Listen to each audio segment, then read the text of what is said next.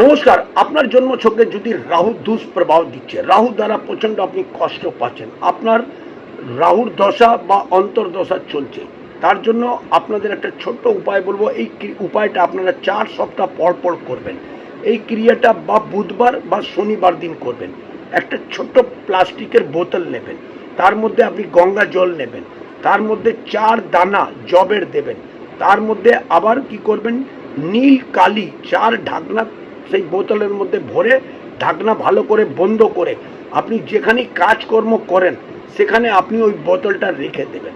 ঠিক 15 দিন পর সেই বোতলের যে জল আছে সেই জলটা গাছের গোড়ায় ফেলে দেবেন। আবার নতুন করে গঙ্গা জল ভরবেন, সেই 4 দানা জবে দেবেন, আবার 4 ঢাকনা কালি দিয়ে ঢাকনা বন্ধ করে রাখবেন। আপনার জীবনে আপনি রাহু দ্বারা যতই কষ্ট পাচ্ছেন সব আপনার ভালো হতে শুরু হয়ে যাবে। আপনি জীবনে ধান হবেন, জীবনে সুখময় আনন্দময়তে কাটাবেন।